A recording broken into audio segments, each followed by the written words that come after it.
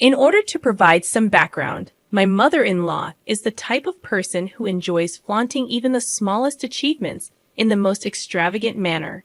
Despite lacking any sophistication in her own life, she goes out of her way to pretend that she is the talk of our society. One glaring example of her absurd behavior is the monthly club party she hosts. To clarify, there is no actual club. She merely invites her friends and coworkers for an evening gathering because they share the same profession. She refers to them as her fellow IT geeks. This peculiar ritual has been ongoing for quite some time. During these gatherings, all they do is brag about their accomplishments and achievements from the past month. Given the context, you can imagine how eager my mother-in-law was to announce that my grandfather had arranged a destination wedding for me, complete with a 6-day stay package. This was his generous gift to me, as I had shared my dream wedding plans with him on numerous occasions. Considering my limited budget and the size of the venue, I had meticulously curated a guest list. My husband and I had discussed the situation beforehand, and both agreed to prioritize our guests. Coming from a large family, narrowing down the guest list was challenging, but I managed to invite 22 people, while my husband invited 18 of our close friends and family members, whom we regularly interacted with. We were all set to send out the invitations when my mother-in-law unexpectedly showed up at our house late one evening, uninvited and unwelcome. It was already 9 p.m., and her presence irritated me from the start. She demanded that we make changes to the guest list. I couldn't fathom why she believed she had a say in the people I wanted to invite to my own wedding. My husband, to my dismay, supported her stance, which raised immediate concerns for me. I inquired about the changes she wanted, and she mentioned that she had already promised a few of her work friends an invitation. These friends, she claimed, were part of her IT Geeks group. I politely informed her that there was no room left on the guest list, as every invitee was someone we had a close relationship with and interacted with regularly. I sought support from my husband, but he avoided my gaze and sided with his mother. Despite explaining the situation to her, she insisted that I make adjustments. Frustrated, I showed her the guest list, emphasizing that every individual on it was someone intimately connected to our lives, and there was simply no way to exclude them. She then suggested removing my cousin's sister, whom I had lived with for 7 years after college. Her reasoning was that my cousin had moved to Birmingham recently, and it would be inconvenient for her to travel to the States. My patience wore thin, and I asked my husband to reason with her, but he continued to support her perspective, emphasizing the importance of inviting her chosen guests, especially after she had shared details about the destination wedding with them. I tightened my lips in frustration, feeling utterly lost on how to reason with my own fiancé, who was clearly being irrational. My anger boiled over, prompting me to storm out of the room. The following day, I woke up with a resolve. I would give them a taste of their own medicine. If they could be so thoughtless about my wedding, all for the sake of saving face in front of their colleagues, then I could be equally inconsiderate. I dialed my grandpa and recounted the events from the previous night. When I finished explaining, I made it clear that I wouldn't waste my energy trying to make them see reason. Instead, I decided to strip away the main attraction from their little charade. I informed my grandpa, whom I loved dearly, that I was removing him and grandma from the guest list, along with my dad's brother and his family. I also asked him to resign the gift he was giving me since he was no longer invited. Thankfully, my grandfather understood my intention and supported me without harboring any resentment. When I sent the updated guest list to my mother-in-law and fiancé, they were taken aback. I calmly informed them that those were the only individuals I could remove, but in doing so, we had lost our wedding venue. I made sure my fiancé understood the urgency of finding a new venue within the next 2 months or postponing the wedding. Additionally, there was the hassle of reprinting the invitation cards and arranging accommodations for out-of-town guests. I wanted both of them to grasp that none of this predicament would have arisen if it weren't for the generosity of someone in my family who had funded half of our wedding. However, I didn't expect them to suddenly start apologizing for their actions. My mother-in-law came over again, expressing remorse for coercing me into altering the guest list. She implored me to call my grandpa and invite him back, asking him not to cancel the hotel reservation or make any changes. I couldn't help but wonder why she was apologizing now, after she had already achieved what she wanted. She had made a commitment to her colleagues, and now they were receiving invitations. This weighed heavily on her, and she vocalized her frustration, noting that inviting them wouldn't make sense unless the wedding was at a destination. She emphasized that a non-destination wedding would be ordinary and uninteresting to others. Upon hearing her express these thoughts, my husband finally admitted that he regretted supporting her decision. However, I wasn't ready to let his actions off the hook so easily. I reminded him that he shouldn't need extreme measures for him to support me in obvious situations. Although he apologized once again, I made it clear that my decision was final. It was a done deal, and even if I were to reinvite my grandpa, we wouldn't get back his incredibly generous gift. Was I being an angel for standing my ground? I recognized that, ultimately, the wedding was mine, and I should focus on myself. Yet, I couldn't help but feel a bit petty about not reversing my decision. Did this make me a bad person? However, my mother-in-law wasn't finished causing problems for us. As I mentioned in my previous post, I had no intention of asking my grandpa to reinstate his gift. This decision visibly upset my mother-in-law to the point where she began the habit of calling my fiancé every other day. She portrayed me as an ungrateful troublemaker seeking revenge. While, yes, I had taken certain actions that made me feel good, her labeling me ungrateful when she was responsible for this situation felt like too much. But it didn't end there. She went a step further, advising my fiancé to reconsider his life decisions, insinuating that what I had done was just the beginning and that his life would be this way if he married me. During one of these conversations, my fiancé was speaking on speakerphone, and I overheard these hurtful words. I was grateful for this transparency because I knew that my fiancé typically concealed anything that could potentially create discord in our relationship. He did tell his mother that she had crossed the line, but he didn't confront her more assertively. It's his relationship with his mother, and I understand that I can't ask him to sever ties with her just because she dislikes me. However, I am aware that if her interference continues, I might reach a breaking point, as I can't imagine enduring this for the rest of my life. Today, I had a heart-to-heart with my grandpa, sharing the news about the new wedding venue we had secured.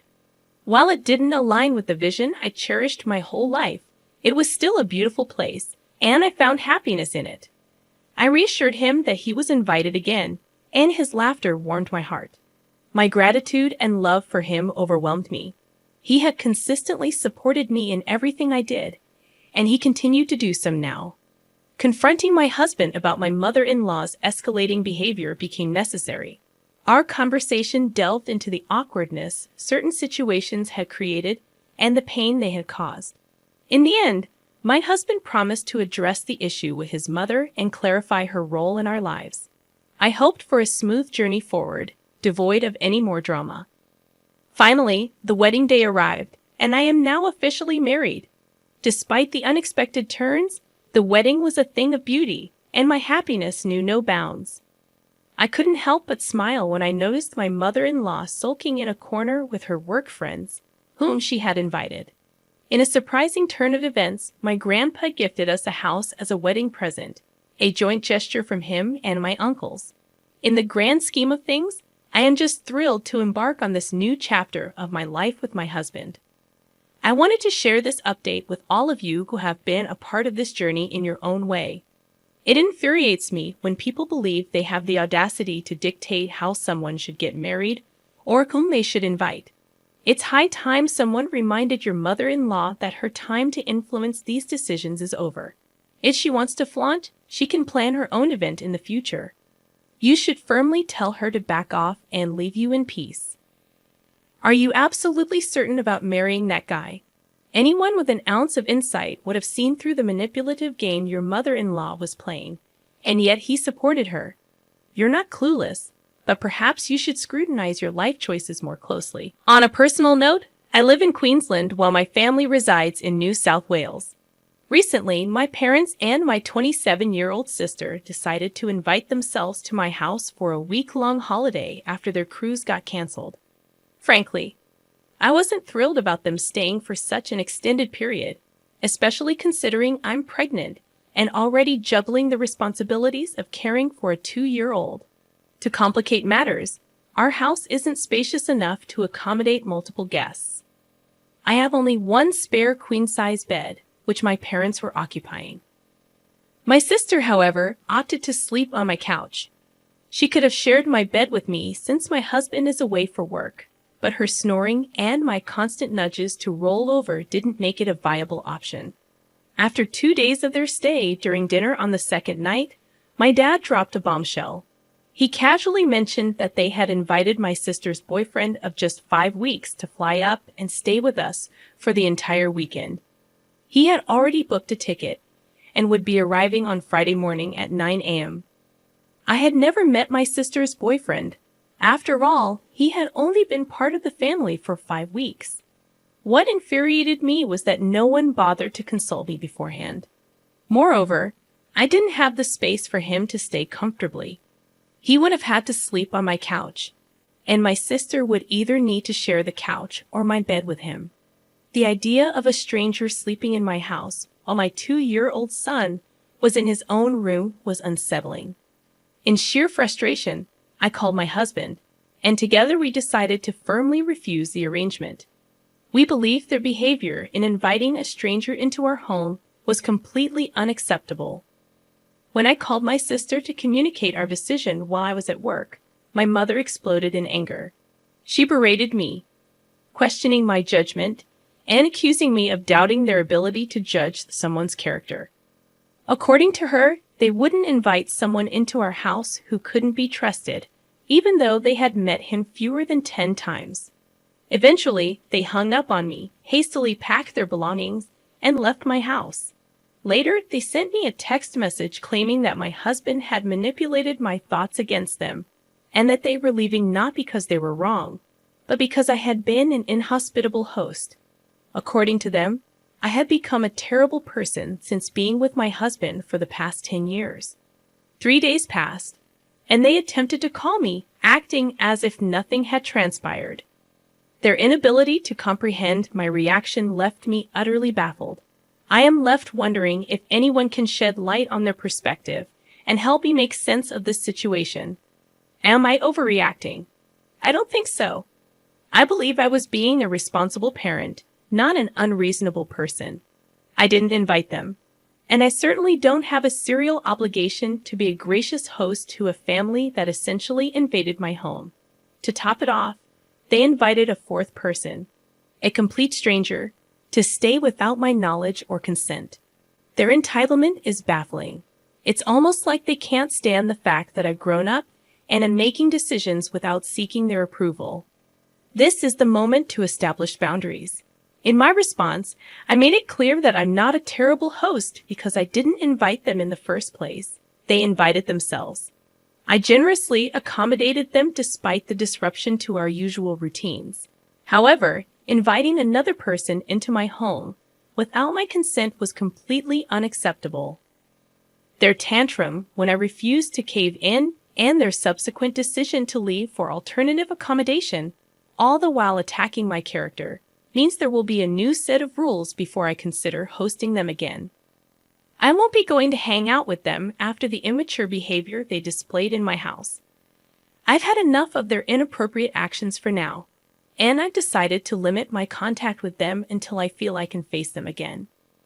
They crossed a line by inviting someone I've never met into my home without my approval. They didn't ask, they simply informed me that it was happening.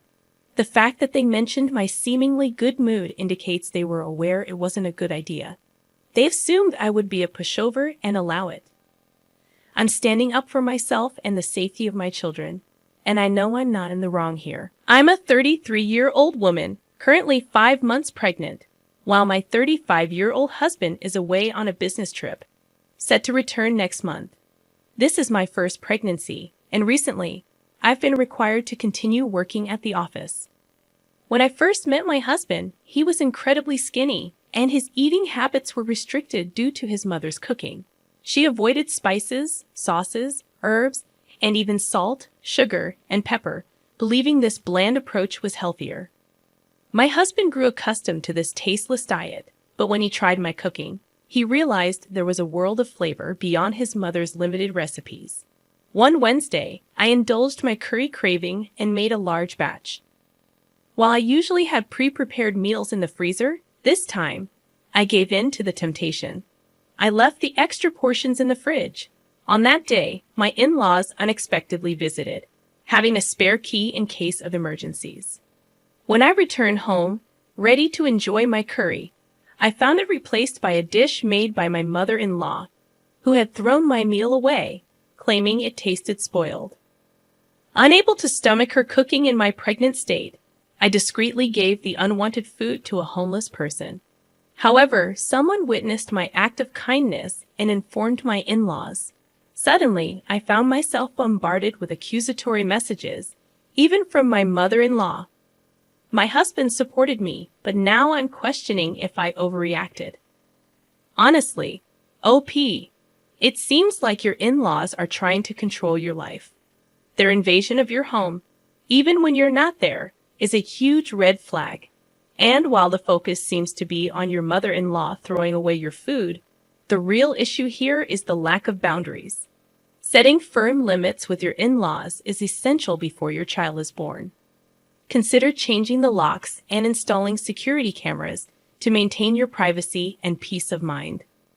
Remember, your home is your space, and you deserve to feel safe and respected within it.